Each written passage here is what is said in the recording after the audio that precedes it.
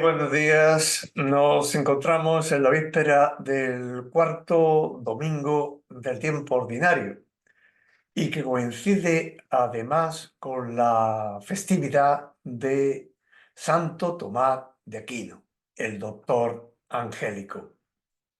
Vemos aquí a mi espalda la escena del Evangelio de este domingo. Jesús en la sinagoga de Cafarnaúm, hablando con autoridad y curando a un endemoniado. Vamos a compartir pantalla.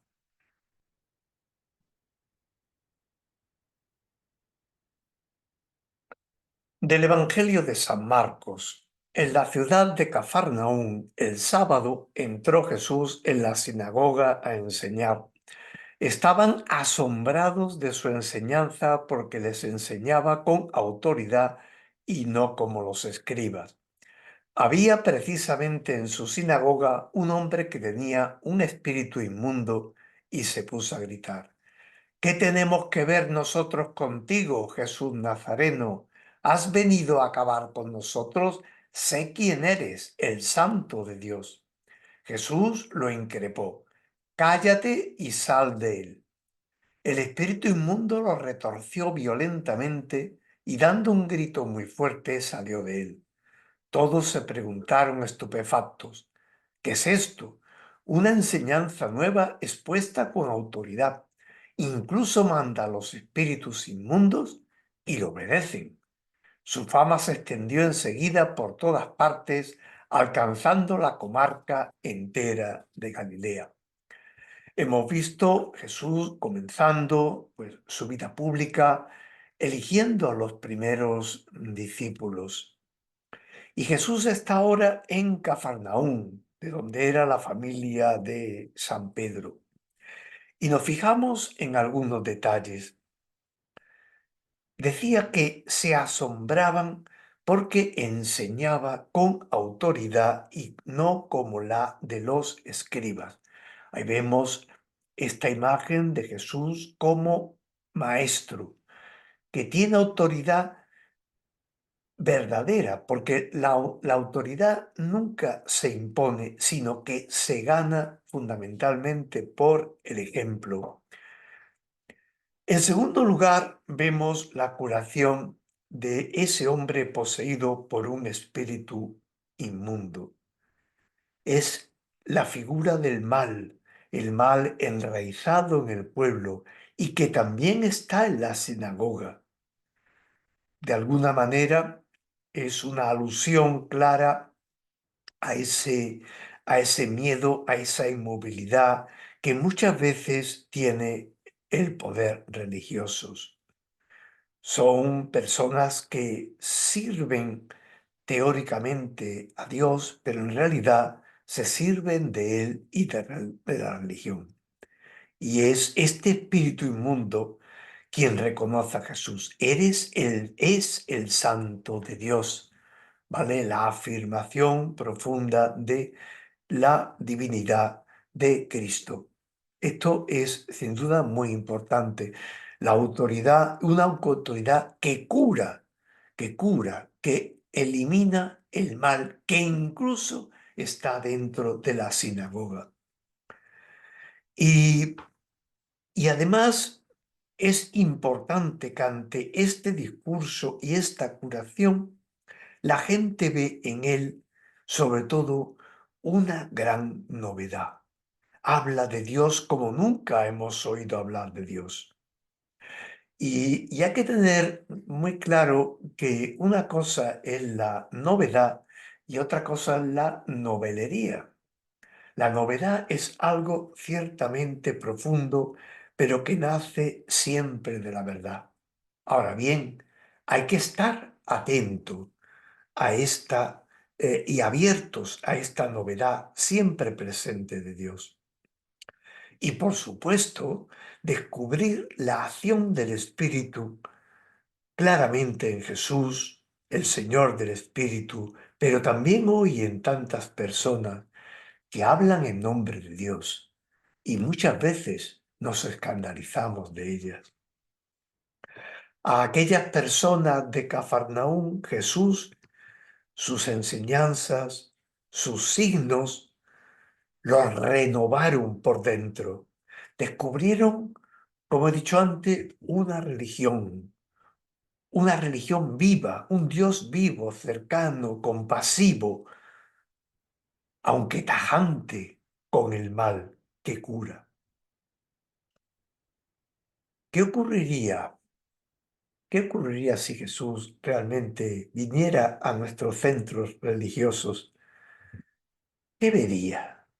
¿Qué diría? ¿Cómo nos renovaría? ¿Cómo nos convencería de su autoridad, de su novedad?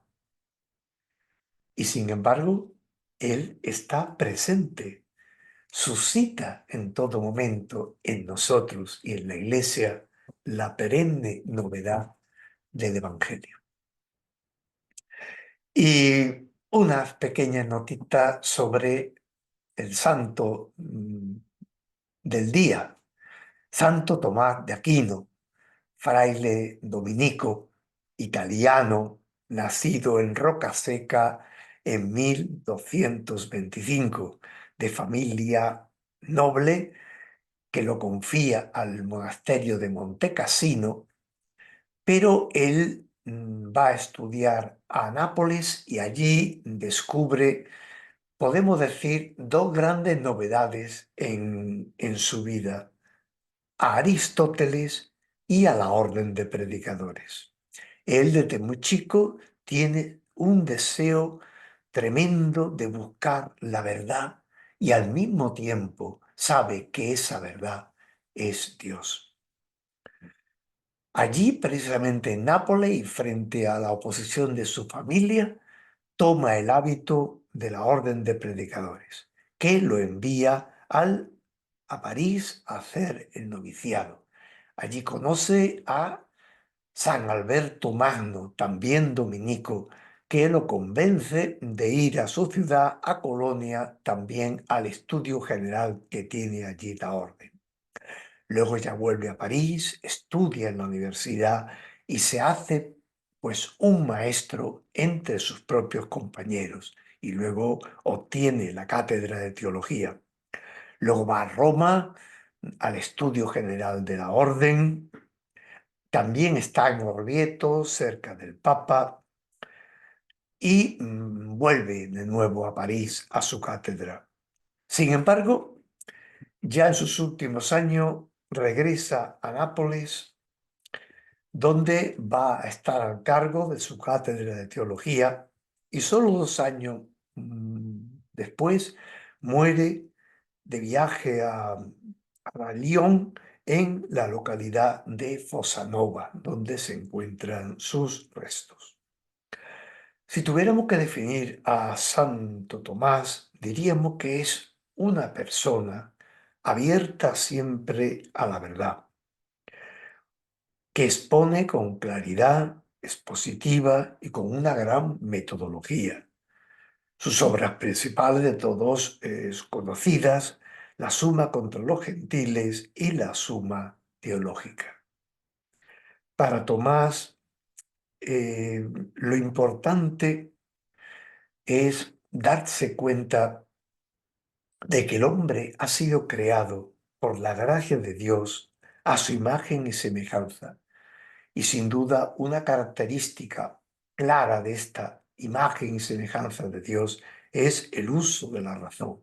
En ese aspecto, Tomás es un optimista antropológico que busca, como he dicho antes, la verdad.